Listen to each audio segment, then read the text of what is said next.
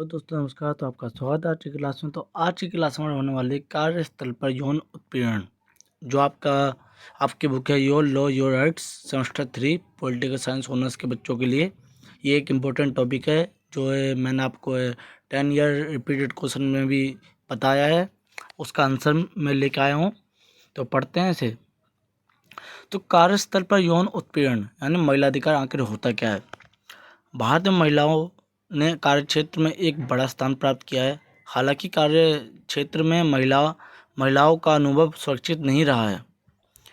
कार्यक्षेत्र या कार्यस्थल में महिलाओं पर बुरे या भद्दे कमेंट करना, पदोन्नति यानी प्रमोशन के बदले शारीरिक सेक्सुअल लाभ मांगना, उनका पीछा करना या गंदे मैसेज भेजना यौन उत्पीड़न कहलाता है।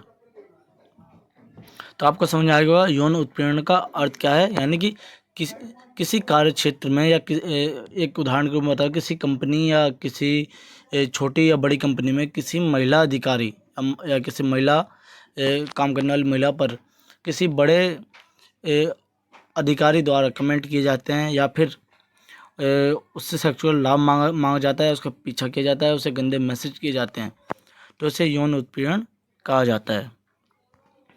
तो कार्य क्षेत्र में यौन उत्पीड़न में महिलाओं का भूमिका देखते हैं, मतलब ये आखिर होता है क्या इसमें। यहाँ महिलाओं के समानता, स्वतंत्रता और जीवन के अधिकारों का उल्लंघन होता है। अगर इस तरीके का व्यवहार होता है तो इन्हीं कारणों की वजह से महिलाओं की संख्या कार्य क्षेत्र में कम है। यौन उत्पीड़न जैसी घटनाओं के कारण महिलाओं के कार्य क्षेत्र में क्या संख्या कम है।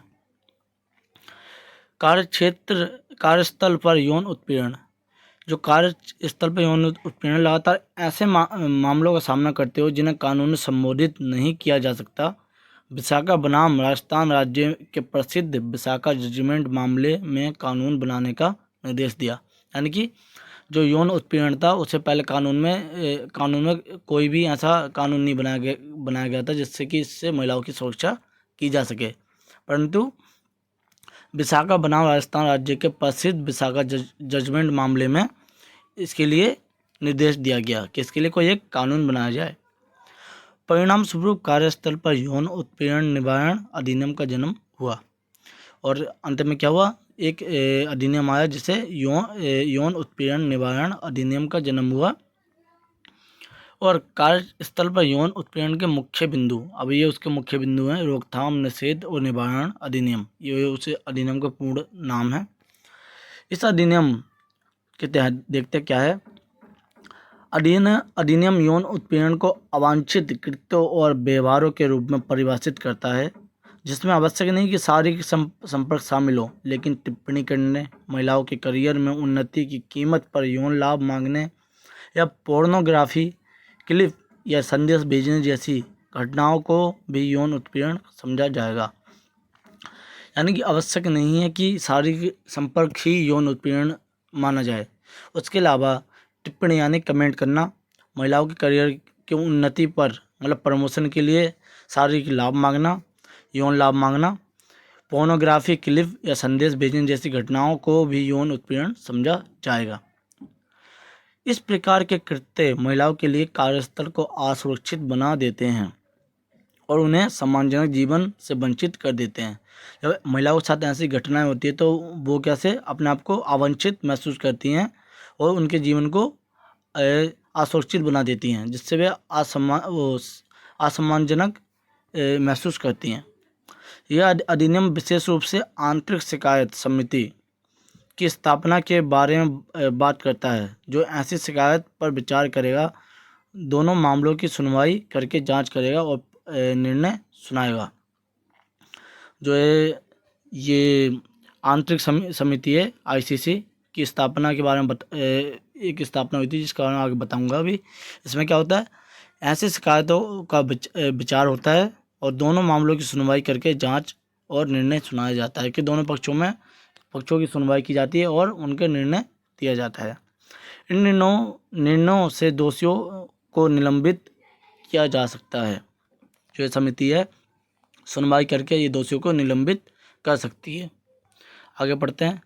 कार्यस्थल पर यौन उत्पीड़न अधिनियम 2013, जो एक अधिनियम बना 2013 में, तो आवश्यक नहीं कि शारीरिक संपर्क शामिल हो। छेड़छाड़, धमकी, टिप्पणी या फिर अन्य ऐसी चीज़ें मांगना जिससे कि वुमेन हरासमेंट हो, तो उसे यौन उत्पीड़न कहा जा सकता है।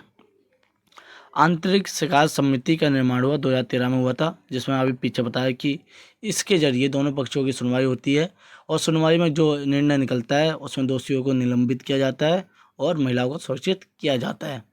परंतु अभी भी इसमें इतना सब होने के बाद भी महिलाएं सुरक्षित नहीं है कार्य क्षेत्र में। तो आगे पढ़ते हैं। निष्कर्ष क्या निकलता है? उपरोक्त मामलों को ध्यानपूर्वक देखा जाए तो इस तथ्य की ओर इंगित करते हैं कि भारत लिंग समान कानून बनाने की दिशा में तीव्रता से आगे बढ़ने के बाद अभी भी महिलाओं के लिए एक सुरक्षित स्थान नहीं बना पाया है।